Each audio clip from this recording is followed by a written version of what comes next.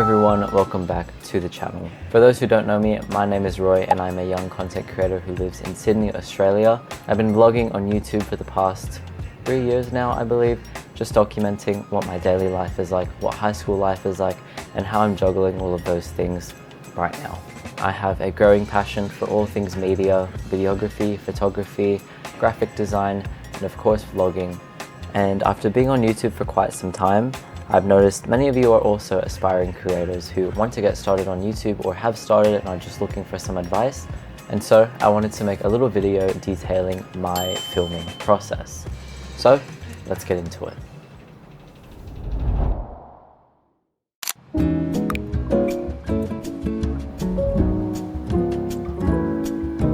Before I pick up my camera, I at least need to have a rough idea on what my video is going to be about. And so one of the most important steps before you get into your filming process is planning.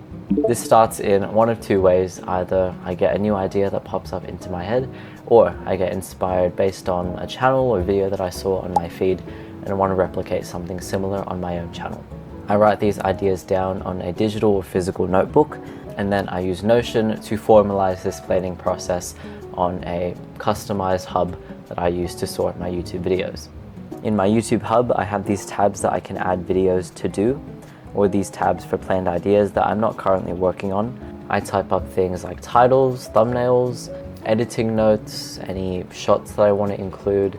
And since I do vlogs that are based on my day and day in my lives and slice of life and so on, a lot of my video planning is just basically an itinerary or to-do list for that day, like study this, make a coffee in the morning, go to the gym.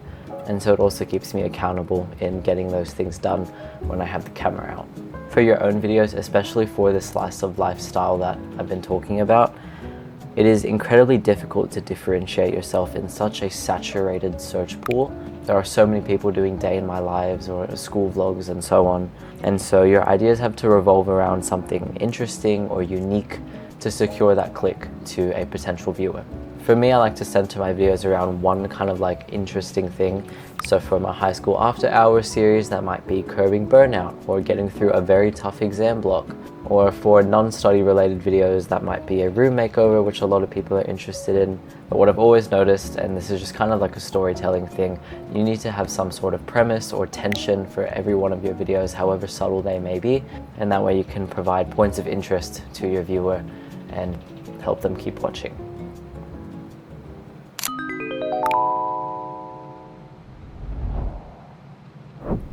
After planning, before we get into how I film, let's talk about the cameras that I use.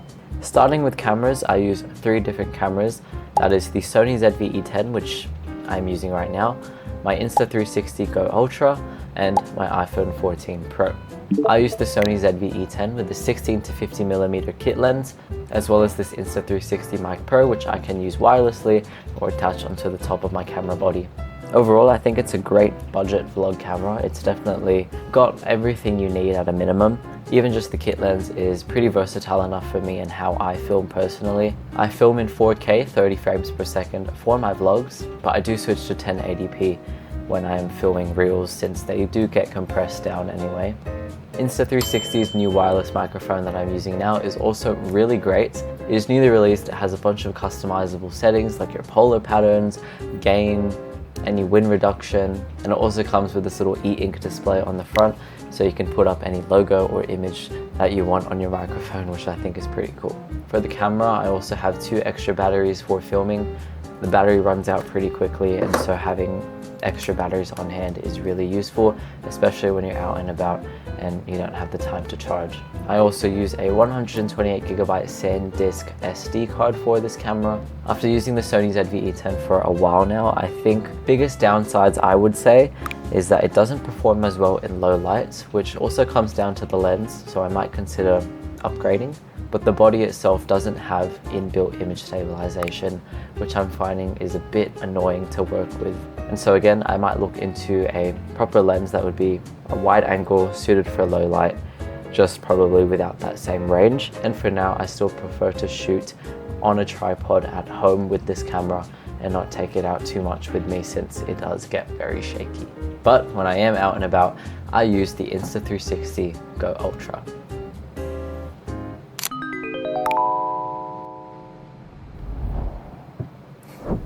This is Insta360's Go Ultra. I love using this camera because it's so small and portable. Weighing only 53 grams, it still is so versatile and really packs a punch. For both of my concerns with the Sony ZV-E10, this camera basically solves those issues. It has a really nice nighttime performance and really good image stabilization. Essentially, the camera comes in two parts. You have the standalone camera and a remote preview screen. The camera is magnetic and also comes with an adhesive pivot stand, so I can stick this camera basically anywhere and get any type of creative shot that I want, including a point of view shot with this magnetic pendant without needing a tripod or any fancy gear. Despite being small, it still shoots up to 4K 60 frames per second, and it also comes with a micro SD card slot, which I have 512 gigabytes all loaded up for it.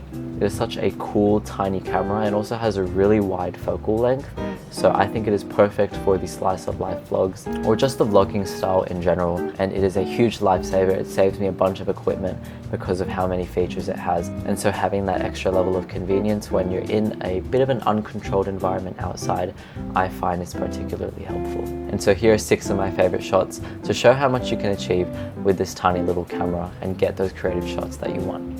First, a door shot. Using the pivot stand, I stick the Go Ultra on the top of my door and shoot a top-down view of me opening the door and entering a room. Number 2, a POV shot. I use this a lot, using the magnetic pendant and attaching the Go Ultra onto my chest to create a point of view shot, mostly for making some matcha or some coffee to have that like barista feel. Number 3, a cooking shot. Since it is magnetic, I attach the Go Ultra onto my range hood for a top-down view of the stovetop when I'm cooking breakfast or snacks, so it's very clear to see how I'm prepping my food. Number 4, a cup shot. The standalone camera for the Go Ultra is waterproof. I place the Go Ultra at the bottom of a cup and pour water over it just for this cool cup shot. Number 5, a car shot. Using the adhesive on the pivot stand on the windshield and attaching the Go Ultra, I get this really cool driving shot of me, and so you can be confident that your camera is going to stay put whilst also getting a really nice shot. Lastly, a desk shot. Using the selfie stick 2-in-1 tripod, I position it nice and high to get both a shot of me and my desk, and because the field of view is so wide, you can really see what I'm doing, whilst also seeing the rest of my room as well. Of course, those on the channel know that I have an affiliate code with Insta360, and so you can use code royviolo or my affiliate link for your next purchase, with more details on screen or in the description below.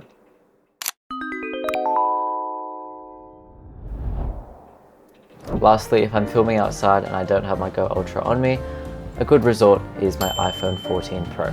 Since it is an iPhone, it is a really easy point and shoot camera, which makes it very convenient since I always have it on me just to pull it out and film whatever I need to film. It has pretty good stabilization and quality, and the 3 lenses are also really versatile, allowing me to get a bunch of different shots that my style needs.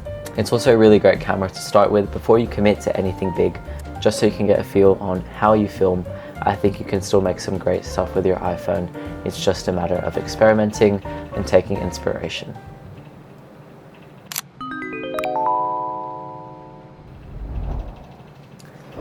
Now that we've covered that, let's talk about how I actually film. To film, you absolutely need tripods. I use 2, a full-length tripod for when I'm at home and a mini tripod when I'm outside the house. With proper tripods, you give yourself the ability to really control your camera's position without having to rely on your environment to prop it up. Being able to control the height, the pitch, the yaw, the roll of your camera allows you to get basically all the shots that you could think of. So when I film, I have 3 major rules that kind of dominate my filming process. If you've been on the channel before, you would know the first one, the 10-second rule. Basically, film every clip for a minimum of 10 seconds. This ensures that you have enough leeway in editing so that you can edit clips to be in sync with music, sound effects, just make a clip a little bit longer or shorter, just so you're not having too much trouble in post. My second rule is the 3-shot rule. For every action that you film, have a minimum of 3 different shots of it. This ensures that you have variety in your scenes and that you just don't have your camera in one single place for this entire scene that you're doing.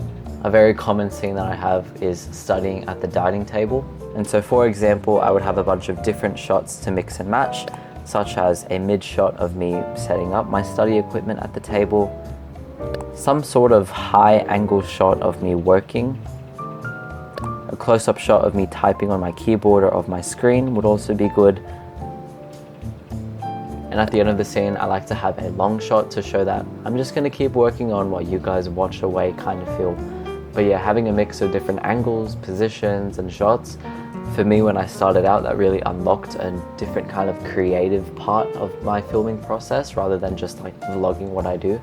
And so having that extra bit of thought in what you're filming and how you're going to be like documenting the stuff that you do in your day will, from my experience, bring your vlogs up to a different kind of level. And so in saying that, that brings me to my last rule, the rule of thirds. This is my favorite composition technique to use for a lot of my still shots or just any of my shots in general, to be honest.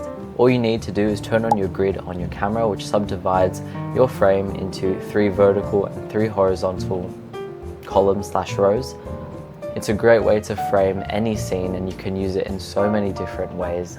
For example, you can have the subject in the center, or perhaps the subject onto one side of the frame. To have the subject take up 2/3 of the frame. To have the subjects be in line with one or both of these vertical lines. Or to even position your subjects to be on a point or points of intersection of the grid. Above all, film as much as possible. You can always cut down and post, but you can never film more. Especially for slice of life/daily vlogs, where everything is about what you do in a day. If you don't have a clear vision of what you wanted to film, just film as much as you can of what you're doing throughout the day. If you don't have a plan, or if you do have a plan, try to think about how you can break every action down into its shots. So for me, taking the example of making coffee as I usually do in my vlogs, I would break up this action to first have a close-up shot of grinding the beans in the portafilter, a wide shot of preparing the cup and the puck, then a close-up high angle shot of tamping, then a close-up of pulling the actual shot, usually using the rule of thirds here again, then a mid shot of the finished drink, and again a far shot for the end of the scene, usually of me cleaning up.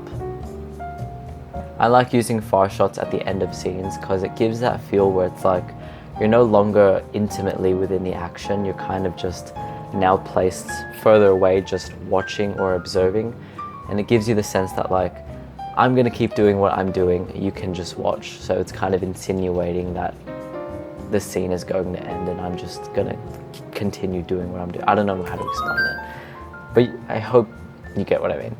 But yeah, breaking down your actions that you're going to be doing in a day is a great way to make a mental plan in your head of what your video is going to look like and how you want to film. And so for me, when I film, I plan out all of those major actions that I'm going to be filming, which is especially important in like a high school after hours series when I have so many things going on. If I can envision what I'm going to do, I can therefore envision how I'm going to film it and then envision what my final video will look like. Also, you may have noticed between my action shots, I use a bunch of still shots. When I film, I like to shoot so many still shots, basically just photography but videos. I kind of use them as fillers to show the time or just to like establish a setting for the scene. I have a lot of go-tos, usually the tree outside of my house, some plants in my backyard, or even my front kitchen window. These stills kind of slow down the pace to suggest a change in action or a beginning of an action for each scene, and are also great at creating a cinematic feel to your vlogs, which I know many of you guys are interested in as well. But essentially, I just be taking all of these different shots throughout my day. But the best thing you can do is just to keep experimenting and taking inspiration and applying it, and you'll eventually build your own filming process and creative style, which you can call your own.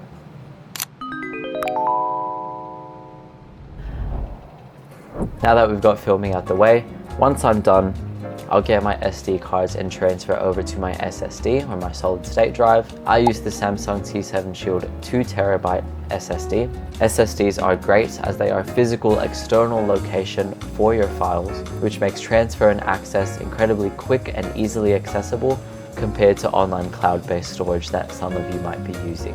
I think they're a really great investment and will definitely help streamline your filming process and your creative process as a whole. And in saying that, please make sure that you buy a very good card reader. I was using an old one for a long time and it used to take 2 hours just to transfer 128 gigabytes. If you just spend a little bit extra and get a good one, you can get that done within like less than 10 minutes.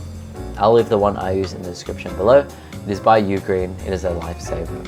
When I'm done exporting my files off my SD cards, I will format the card just to completely clear of anything. But yeah, that was basically in a nutshell my filming process.